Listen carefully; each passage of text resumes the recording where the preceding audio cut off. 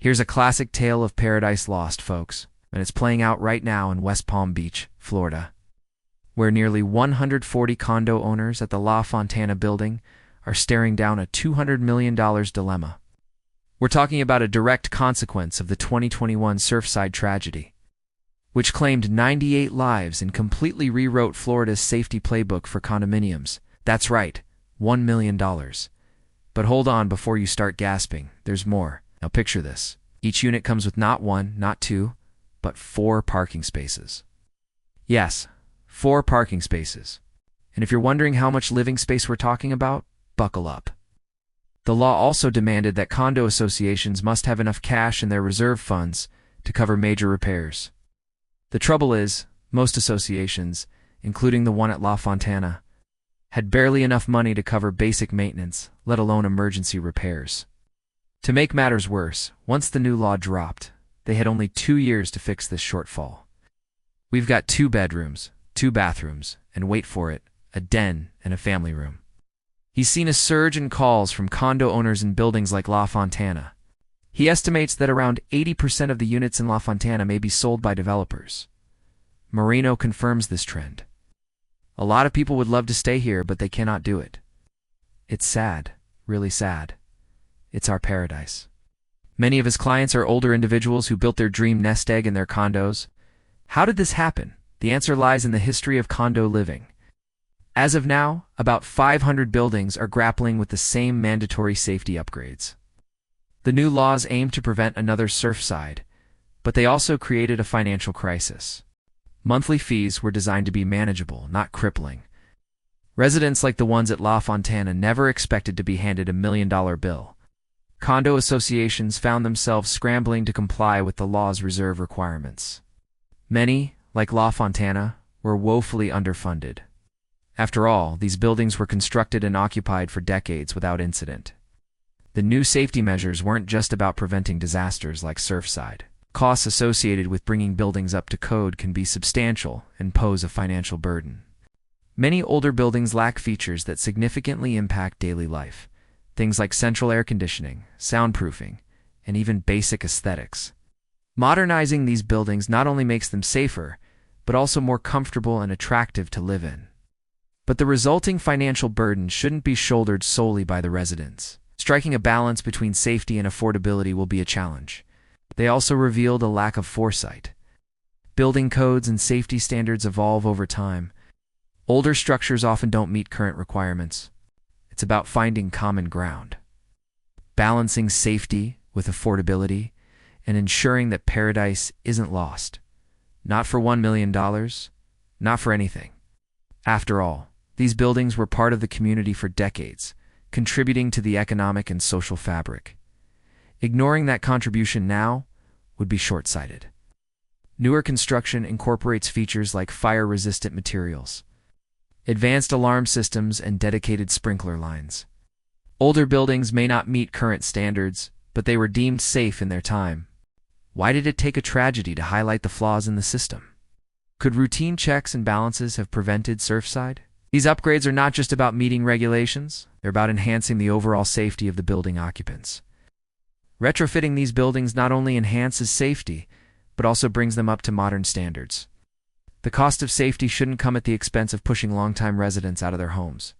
Some, like La Fontana, are offering a buyout. Others are resorting to higher interest rates to deter potential buyers. They might be sufficient for the intended use, but they probably don't include features like modern safety mechanisms or accessibility for people with disabilities. Bringing them up to code could mean significant changes in costs, yet supporters counter that it's a necessary step to ensure public safety. The debate is complex, but one thing is clear: the cost of safety is far greater than many anticipated. But the end result is the same: millions of dollars changing hands and residents getting priced out of their own homes. Over time, elements like concrete can deteriorate due to exposure to weather and other environmental factors. Regular inspections and maintenance can help identify and address issues early on, but extensive damage may require more invasive and costly solutions. Now, they're being tempted with a fortune. I've had people call me crying, he shares. But this measure is like a bandage on a bullet wound.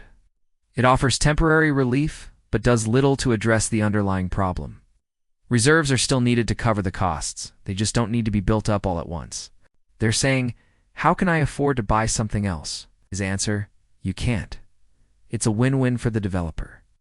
That's roughly $1.4 million for each of the 140 units. But wait, don't whip out your checkbook just yet. This meant less money for maintenance and repairs. Instead, they set aside small amounts for reserves. But this approach proved disastrous when major repairs were needed. Suddenly, instead of spreading the cost over several years, condo owners had to come up with a lump sum. It was a ticking time bomb waiting to explode. The association isn't dipping into their pockets.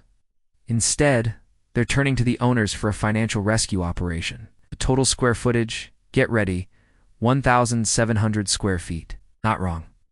Many of the residents are retirees who bought their condos decades ago when prices were far lower and monthly fees were even cheaper. Back then, spending $136,000 on renovations was unthinkable. It was considered a rich person's luxury, not a necessity. The numbers here are absolutely staggering, and they expose a brutal truth about the real cost of safety. Sell your unit for $1.4 million and you're free from all obligations. No renovations, no assessments, just a hefty payout. It's a tempting offer, but is it fair? Before we dive into those numbers, let me take you on a quick tour of La Fontana itself. Imagine a slice of Floridian heaven. 140 condos nestled along the Intracoastal Waterway in West Palm Beach, Florida. If you love boating, you're in luck, because each unit comes with its own private dock. That's right, your own slice of waterfront paradise. And here's the cherry on top. The views are absolutely stunning. This disaster didn't just claim 98 lives, it also shattered a false sense of security. Many Florida condo owners learned a harsh lesson about the fragility of high-rise living. No. In the aftermath, Florida lawmakers sprang into action, passing sweeping legislation that mandated structural reviews for all condos over 3 stories and at least 30 years old. This was aimed at uncovering hidden problems, ensuring that no resident would wake up to an imminent collapse. You can wake up to beautiful sunrises over the water every day. Now let's shift gears a bit and talk about the price tag. We're talking roughly $1 million per unit. That was a quick tour of the luxury you could afford at La Fontana. But here's the kicker. It's not just a dream condo. It's a reality. Except there's a catch. See? The residents of La Fontana are being nudged out of their homes. Not by rising sea levels or greedy developers, but by a different kind of tide, a bureaucratic one. The story begins in July of 2021 with the tragic collapse of the Champlain Towers near Miami. But here's where the story takes a turn. Let's crunch some numbers. At La Fontana, the repair bill is projected to hit around $200 million. Paul Marino, the board president of La Fontana, puts it bluntly, there's no way in hell that these people have that kind of money. This is where the story takes another twist.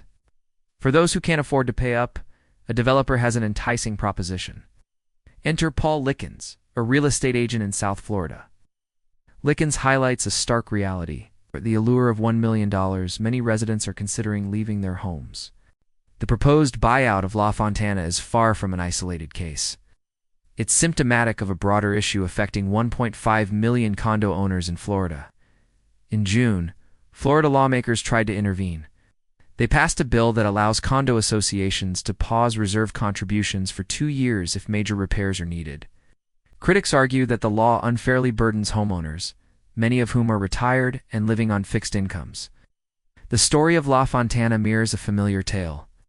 Homeowners lured into properties with low fees and the promise of paradise only to be priced out later on. For decades, condo boards kept monthly fees low to attract buyers. Then came Surfside. The collapse served as a wake-up call, forcing Florida to confront its lax safety standards. Now they're turning to their residents for a bailout. But here's the rub. Condo living was once touted as an affordable alternative to traditional homeownership. So why is the burden falling on them? Shouldn't the state or municipalities share some of the responsibility? Take, for instance, the elevators in older condo buildings. Elevators aren't the only aspect where aging buildings fall short. Structural integrity is another crucial concern. Fire safety systems are also an area where older buildings often fall behind. As the discussion around retrofitting older buildings continues, it's important to consider the implications for both building owners and residents. It's not just about physical safety. The livability of a building can also be enhanced through retrofits. As Florida grapples with the costs of safety, it's essential to consider the bigger picture. The tragedy highlighted not just the physical dangers, but also a lapse in oversight. Addressing these lapses should be a priority. While many Florida residents did benefit from low monthly fees in the past, they didn't bargain for the current situation.